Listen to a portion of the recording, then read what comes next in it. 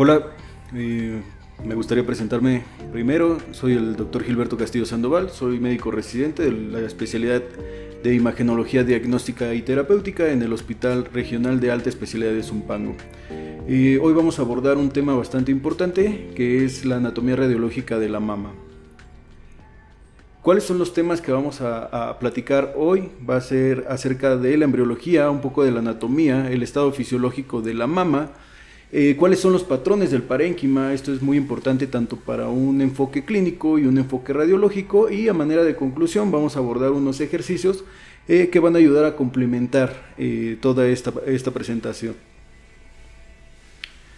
Bueno, empezando con la embriología, que no hay que dejarla de lado, a la quinta y sexta semana van a aparecer unas líneas llamadas líneas mamarias o crestas mamarias que se van a extender desde el borde desde el ángulo axilar,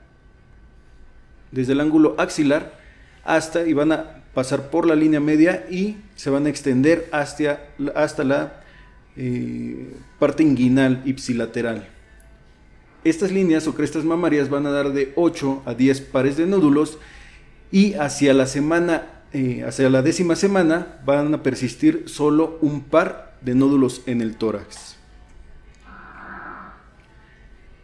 Hacia la semana 14, este par de nódulos o brotes epidérmicos van a formar un cojinete epitelial que después de la semana 16, este cojinete va a ir penetrando el mesénquima.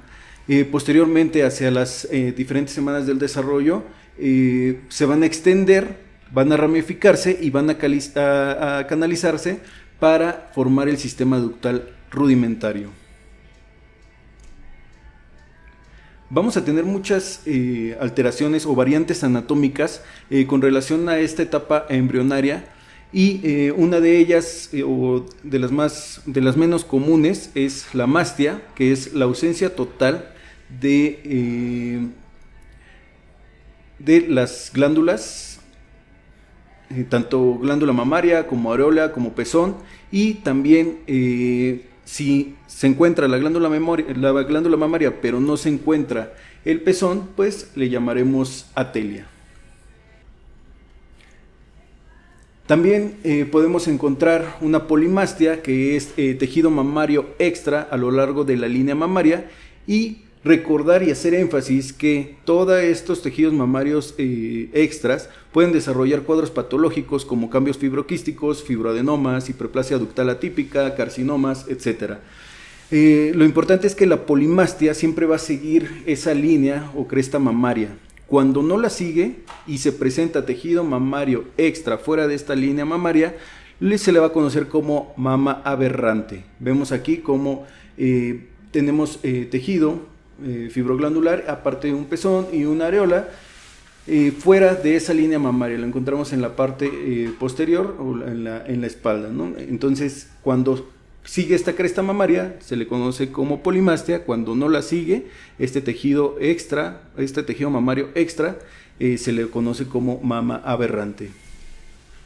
Otra de las variantes anatómicas que podemos encontrar, esta es una imagen, es una mastografía en proyección medio oblicuo lateral, es la mama derecha, y observamos hacia el vértice dos imágenes que corresponden a la presencia de un pezón supernumerario.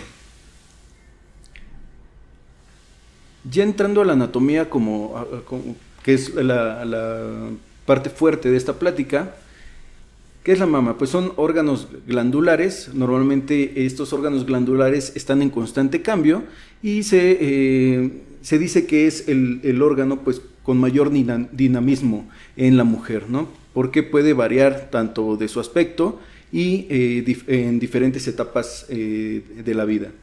Es un órgano que va a tener una forma en semiesfera que termina en vértice. La cara posterior es plana y se apoya en el músculo pectoral, y siempre pues el tamaño va a ser variable dependiendo del estroma. Sin embargo, pues hay unas medidas en promedio que podemos tomar el diámetro transversal de 10 a 12 centímetros y un diámetro longitudinal del manubrio al pezón de 11 a 12 centímetros. El peso aproximado, 200 gramos en el adulto, sin embargo, pues esto varía mucho dependiendo la cantidad del estroma.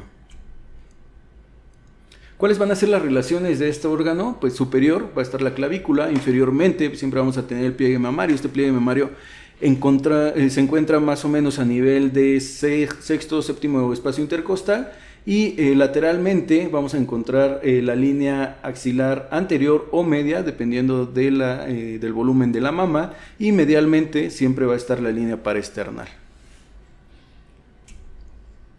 A nivel funcional vamos a tener una porción funcional que va a ser el acino, comúnmente llamada la fábrica de leche, ¿no? Que cuando hay un proceso fisiológico de embarazo, pues este va a empezar a producir leche.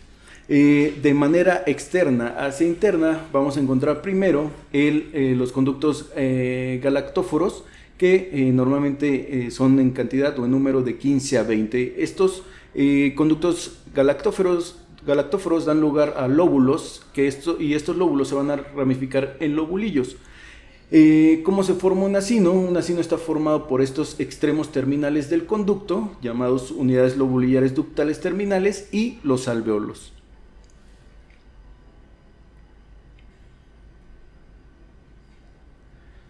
Esta imagen es bastante importante, ya que nos presenta cuáles son las proyecciones básicas que se deben de tomar en una mastografía. Vemos mama derecha, mama izquierda, y mama derecha, mama izquierda. Sin embargo, pues las dos proyecciones son diferentes. Esta es una proyección cefalocaudal y una proyección medio-lateral oblicua. Esto es importante, ya que siempre cuando valoremos una mastografía nos van a entregar estas proyecciones. Ya hay proyecciones un poquito más especializadas para enfocar ciertas patologías que nosotros queramos ver, ¿no? Como microcalcificaciones o asimetrías.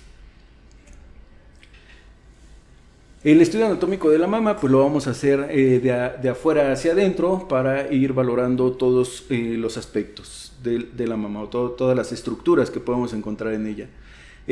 La más externa pues va a ser la piel. Es un revestimiento, siempre debe ser fino y móvil, y el espesor, esto es importante, no debe de sobrepasar más de 2 milímetros, ya que pasando los 2 milímetros pues se puede asociar a múltiples patologías o a entidades como la radioterapia, que también pueden causar un engrosamiento de esta piel.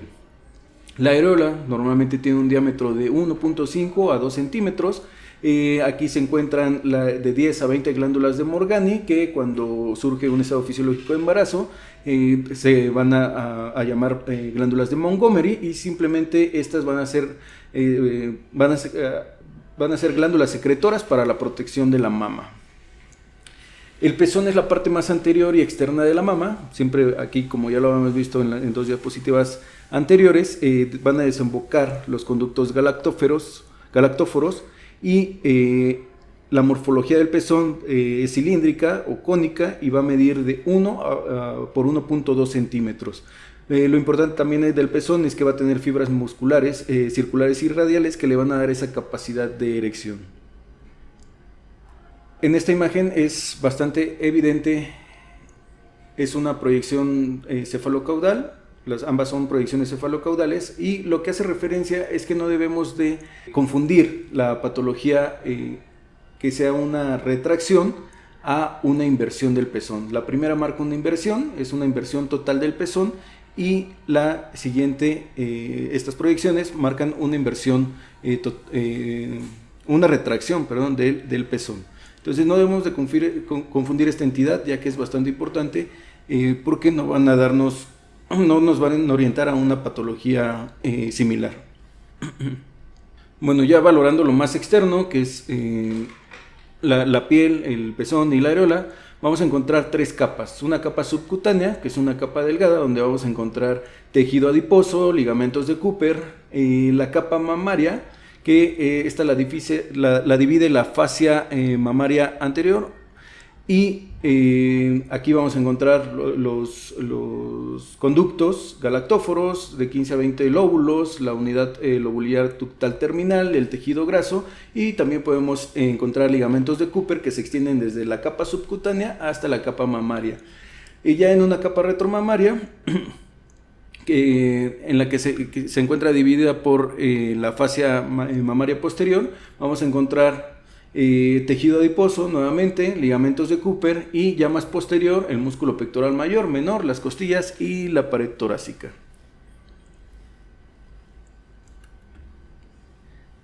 En esta imagen es una ecografía en escala de grises. Vemos cómo se dividen estas tres capas. Encontramos la primera, la más anterior, es la parte de la piel, la capa subcutánea, que está limitada por la fascia mamaria anterior o la fascia superficial, donde vamos a encontrar el tejido graso y estas imágenes hiperdensas, que son los ligamentos de Cooper, y que más adelante pues vamos a hablar de ellos. El espacio mamario, donde vamos a encontrar todo lo correspondiente al tejido fibroglandular, y un espacio retromamario dividido por la fascia profunda o la fascia mamaria posterior, en la que de igual manera podemos encontrar tejido conectivo, tejido graso y posteriormente ya el músculo pectoral mayor, el músculo pectoral menor y las costillas.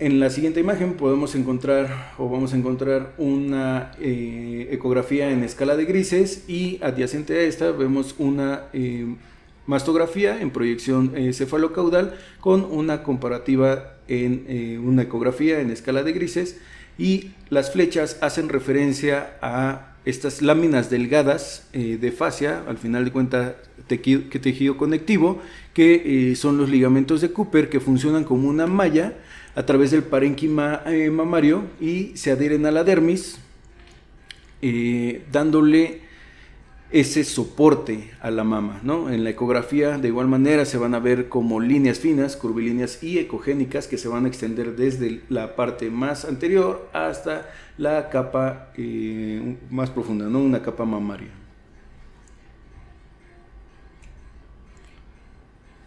Esta imagen es una de las más importantes, ya que evidencia todas las estructuras que conforman la mama, desde un plano superficial hasta un plano profundo. Vemos que la primera línea o la primera estructura que podemos valorar, la más anterior en una ecografía en escala de grises, es la piel, ¿no? Posterior a ella podemos encontrar la fascia superficial o la mamaria anterior, la fascia mamaria anterior, en la que delimitamos la capa superficial, ¿no? la capa subcutánea, en la que encontramos grasa subcutánea, y también podemos encontrar ligamentos de Cooper. Posterior a ella encontramos ya la capa mamaria, donde encontramos todo el tejido fibroglandular, la grasa, el tejido graso mamario, ligamentos de Cooper que se extienden desde la capa más superficial hasta la capa mamaria. Ya posteriormente encontramos la fascia profunda y delimitamos el espacio retromamario, en el que igual podemos encontrar tejido graso, posteriormente el pectoral mayor, que se ve en la imagen, se ve en la ecografía una imagen de aspecto fibrilar, que nos hace referencia al músculo. Posteriormente el músculo pectoral menor, los espacios los músculos intercostales, y estas imágenes que dan un refuerzo acústico que corresponden a las costillas.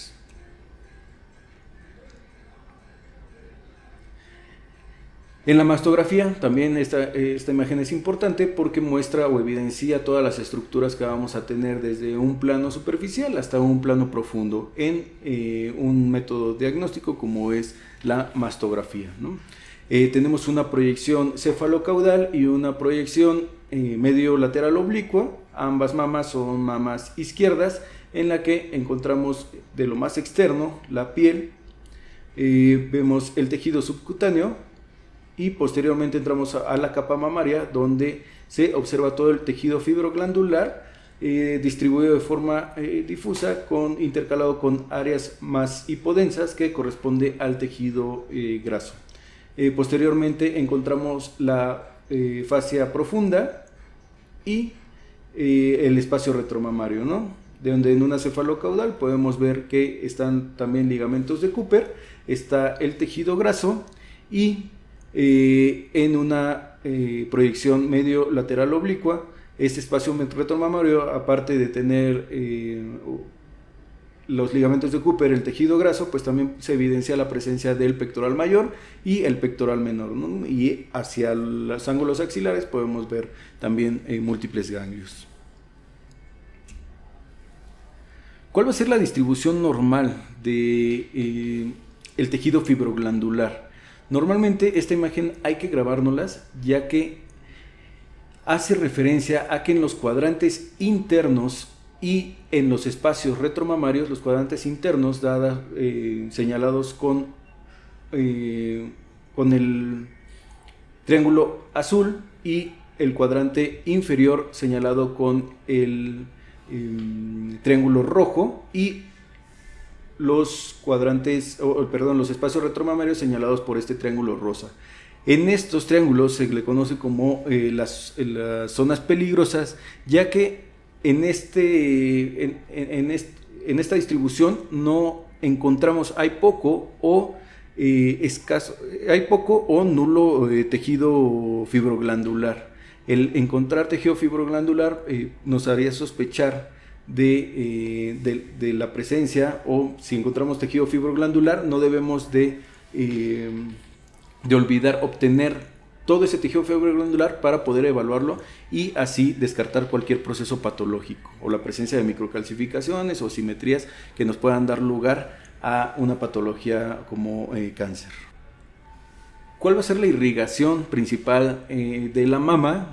Esta es una resonancia magnética ponderada en T1 con supresión grasa, en la que observamos el trayecto de la vena, de la arteria y vena mamaria interna, ¿no? Que discurre posterior a la pared torácica, y esta va a ser interna, como su nombre lo dice. Eso le da el nombre a esta arteria.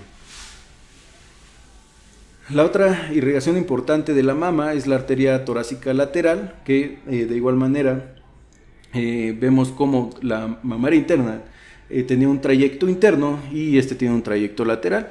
Esta es una resonancia magnética ponderada en T1 con supresión grasa, donde vemos el trayecto de esta arteria torácica lateral.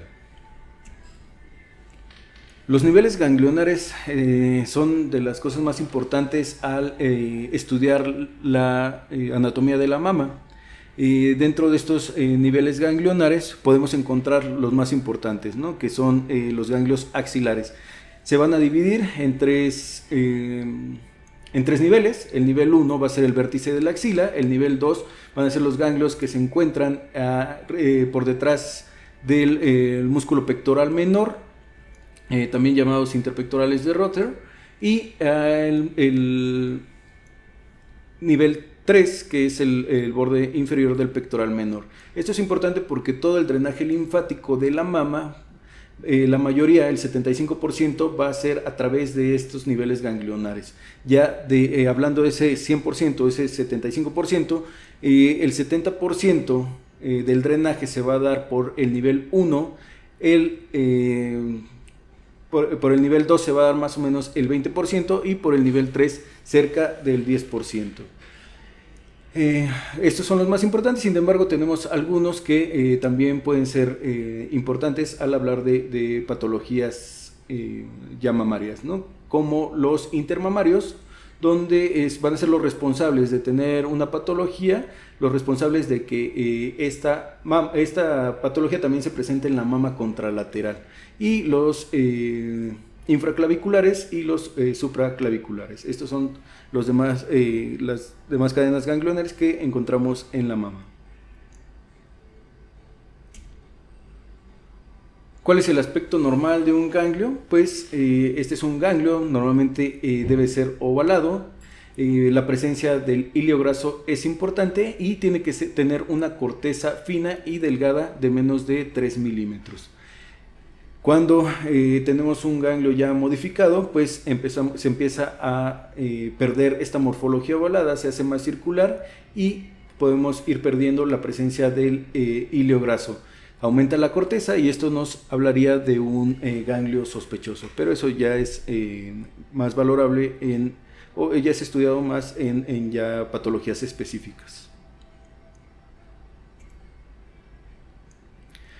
Algo importante en el desarrollo de la anatomía con respecto al grupo etario, pues son los estados fisiológicos de la mama, ya que pues la mama a la ecografía va a ir cambiando, no es lo mismo una mama en una etapa 1 o en una prepúbera a una mama ya adulta.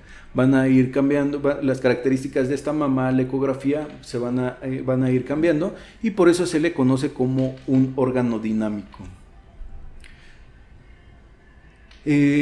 Ya conocemos la escala de Tanner, que es esta escala pues va dando de manera clínica los cambios que podemos encontrar hacia la mama y vamos a hablar más o menos dependiendo estas etapas de Tanner, cómo se vería en un ultrasonido, ¿no? La etapa 1 de Tanner es una fase prepuberal y clínicamente pues se manifiesta como una prominencia del pezón sin esbozo mamario o proliferación glandular. Al ultrasonido lo único que vamos a observar pues es tejido retroareolar hiperecoico mal definido, sin elevación de la piel.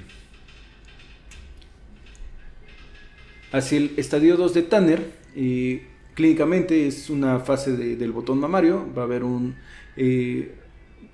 ya empieza a haber una prominencia de la mama. A la ecografía lo valoramos como un nódulo retroareolar glandular palpable de mediana ecoestructura o hipoecogénico. Normalmente este va a ser menor de 1 centímetro y empieza a aparecer tejido graso que eleva ya la mama.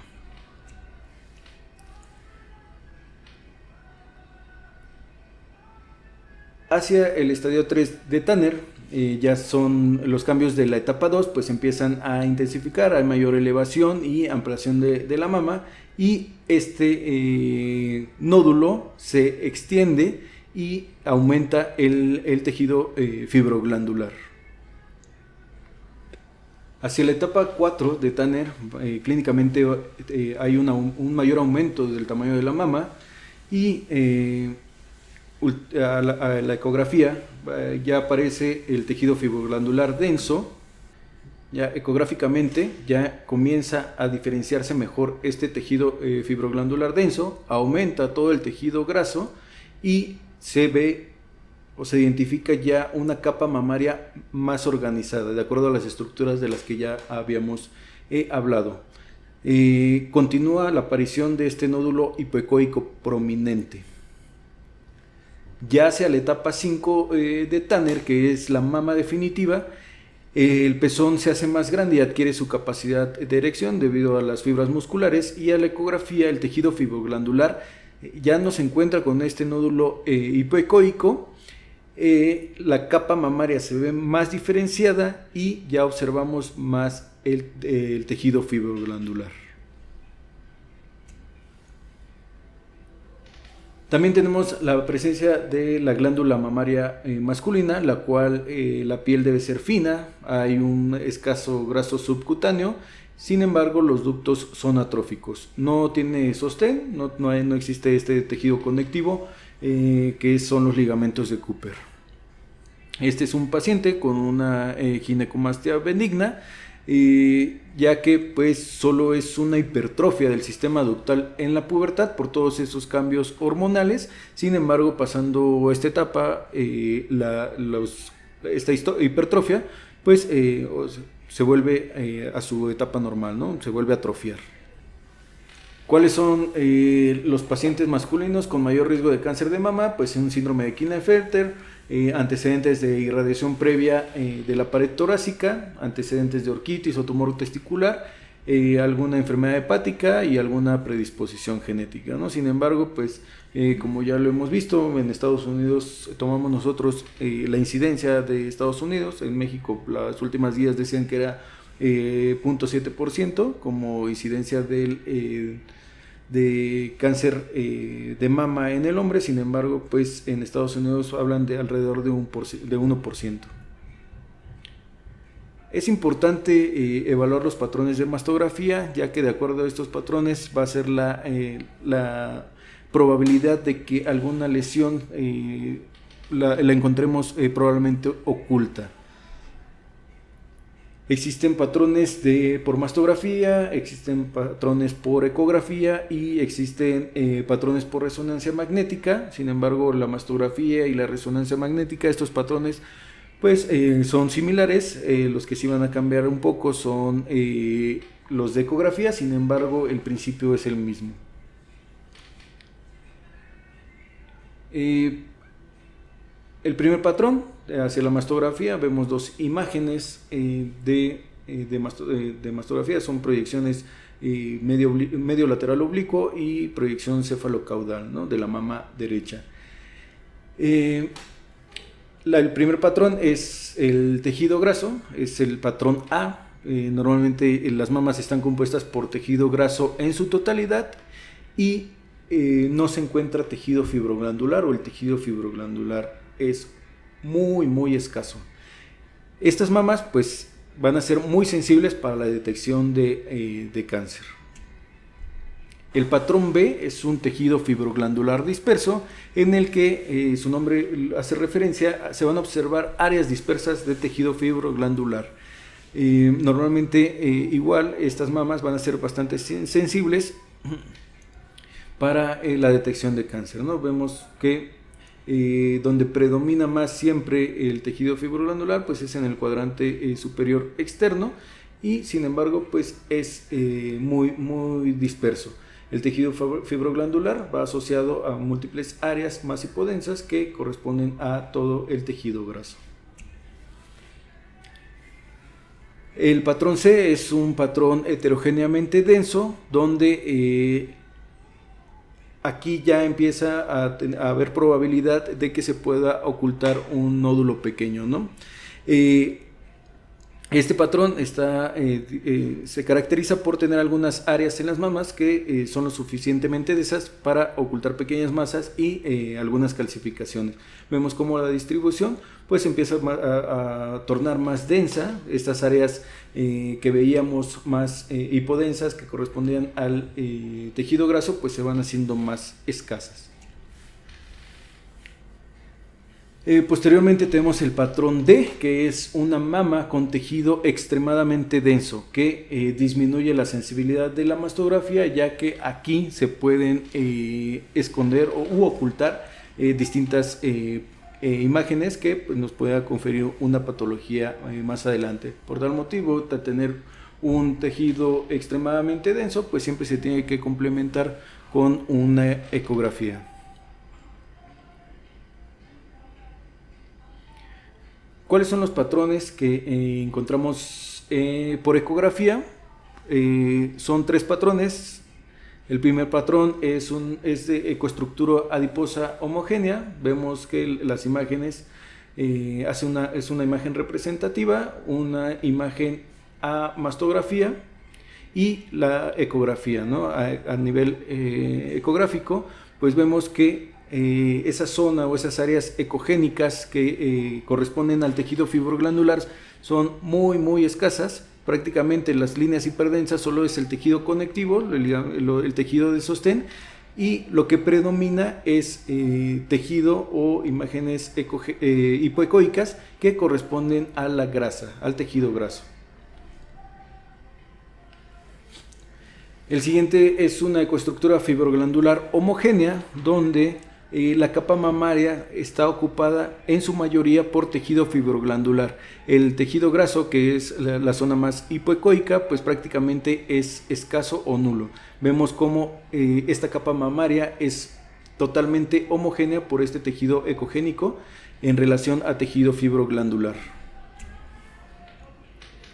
El tercer patrón y el último es una ecoestructura fibroglandular heterogénea, donde a la representación con la ecografía, estas zonas ecogénicas van alternándose con zonas más hipoecoicas y es en relación al tejido fibroglandular presente en la capa mamaria, además del tejido hipoecoico o el tejido graso.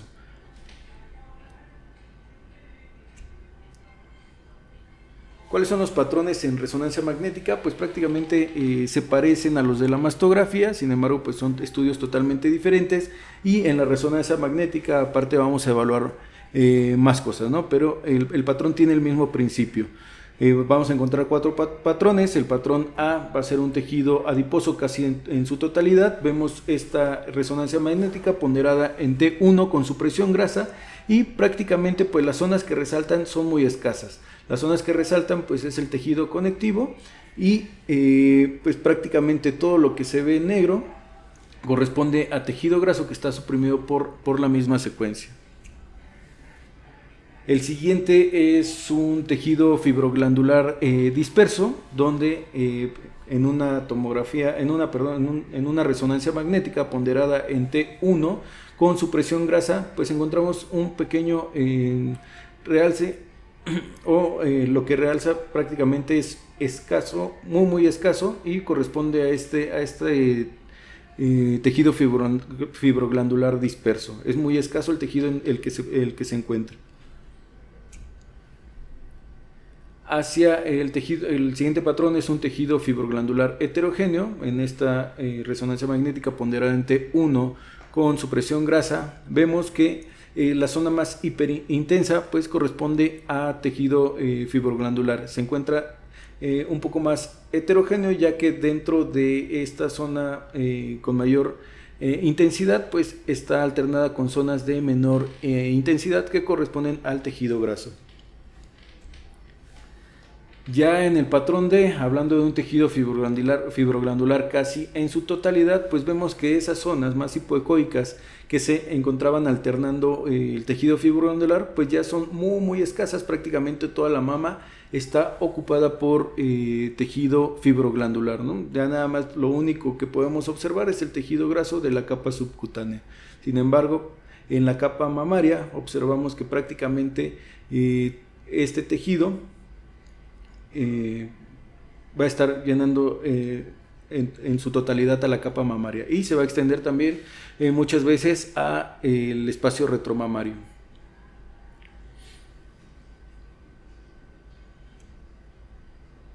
Bueno, a manera de conclusión, pues vamos a presentar algunos ejercicios que yo espero que donde estén viendo la presentación pues hagan se hagan estas preguntas y estos ejercicios para poder complementarlo, y pues que se les haga más fácil el estudio de la anatomía radiológica de la mama. Esta es una imagen en la que podemos observar una proyección cefalocaudal de ambas mamas, tanto derecha como izquierda, en la que nos hacemos primero la pregunta de qué tipo de tejido es, ¿no? Es un tejido, a mastografía, ¿qué patrón corresponde? Es un patrón D, corresponde a un tejido extremadamente denso, ¿no? ¿Sería una paciente joven o una paciente adulta? Podremos pensar que es una paciente joven, ya que frecuentemente pues este tejido lo vamos a encontrar en estas pacientes. Difícilmente una paciente adulta, que sí lo hay, pero es menos infrecuente que una paciente adulta pues llegue con este tipo de tejido, ¿no? Podríamos pensarlo. Sin embargo, pues es una paciente adulta, es una paciente de 56 años que tiene una pérdida abrupta de peso, prácticamente 15 kilos, y todo ese tejido adiposo que alternaba el tejido fibroglandular pues se perdió, ¿no? dando lugar a una mama con un patrón D, un patrón o un tejido extremadamente denso. Por eso es importante evaluar todos los factores que pueden aumentar o disminuir la densidad mamaria. ¿Cuáles son los factores que pueden aumentar la densidad mamaria, pues es la terapia de reemplazo hormonal, ya sea combinada o terapia única. Sin embargo, la terapia combinada pues va a tener un mayor efecto. El embarazo, la lactancia, la pérdida de peso, el cáncer de mama, procesos patológicos como la mastitis, pues son factores que pueden aumentar esta densidad mamaria. ¿Cuáles son los factores que pueden disminuir la densidad mamaria? Es la edad, el estado posmenopáusico, los medicamentos como el danazol, la ingesta de vitamina D y mujeres premenopáusicas. La acromegalia también es importante. Y también el aumento de peso, ¿no? El aumento de peso, pues hay una mayor concentración del tejido graso y esto puede disminuir la densidad mamaria.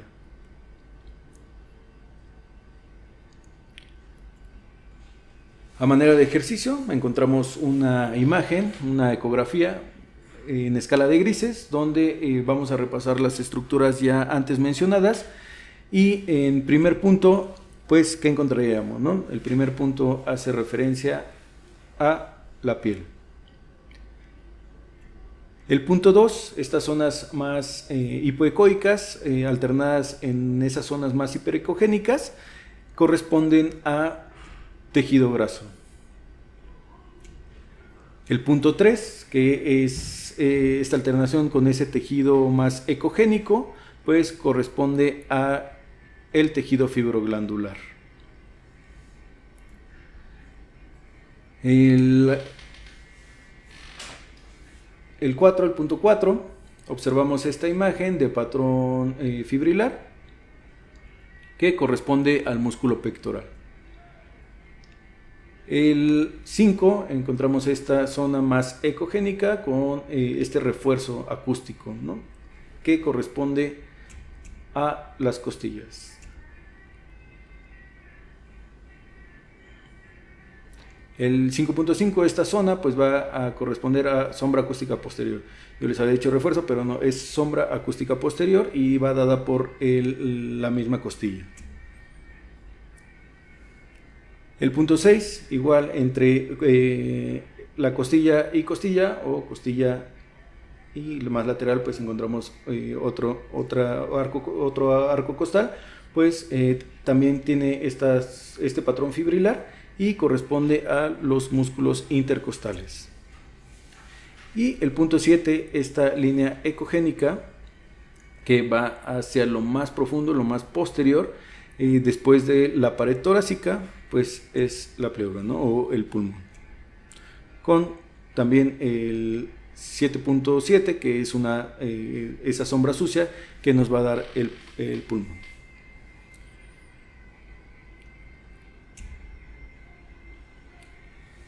La orientación hacia cualquier lesión es importante, y para eso tenemos que saber en una proyección cefalocaudal qué partes de la mama estamos viendo, y también en una proyección medio lateral oblicua. En una proyección cefalocaudal vamos a ver la parte externa, esta es la interlínea de cuadrantes. Vamos a ver la parte externa e interna, esta es la mama izquierda y es una proyección cefalocaudal. En la proyección medio lateral oblicuo, lo que vamos a observar es la línea de cuadrantes. Siempre la medio oblicuo lateral o lateral oblicuo se va a tomar a 45 grados y vamos a ver la parte superior y la parte inferior, de tal modo que conjuntando las dos proyecciones vamos a ver en qué cuadrante se encuentra.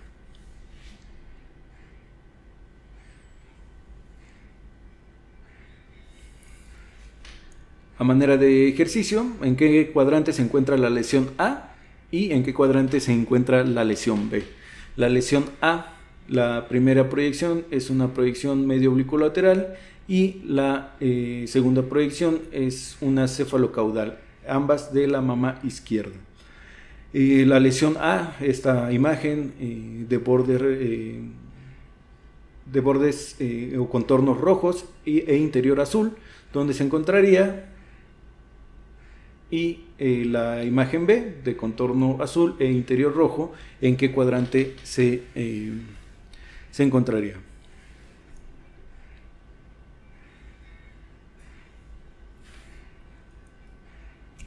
Bueno, espero que lo hayan dicho de manera correcta. En efecto, la lesión A se encuentra en el cuadrante superior externo. Si vemos en el corte, en la proyección cefalocaudal, la interlínea de cuadrantes divide a la mama en externo y en interno. Y la proyección medio oblicuo lateral divide la mama en una parte superior y una parte inferior, de tal manera que la lesión A de contorno rojo e interior azul se encuentra en el cuadrante superior y externo. Y la lesión B, que la medio oblicuo lateral o la proyección medio oblicuo lateral está dividida en superior e inferior, la vemos en la parte inferior, y en la cefalocaudal dividida en externo e interno, la encontramos en la parte interna, de tal manera que esta lesión de contornos azules y interior rojo está en el cuadrante inferior interno.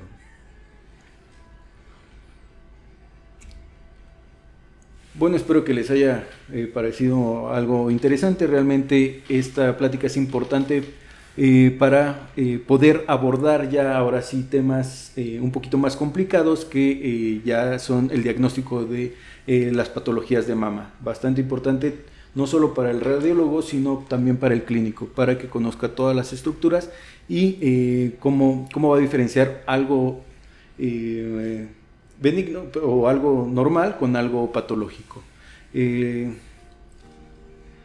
Reitero mi nombre es Gilberto Castillo Sandoval, soy médico residente de la especialidad de imagenología diagnóstica y terapéutica del Hospital Regional de Alta Especialidad Zumpango, y espero verlos nuevamente. Gracias.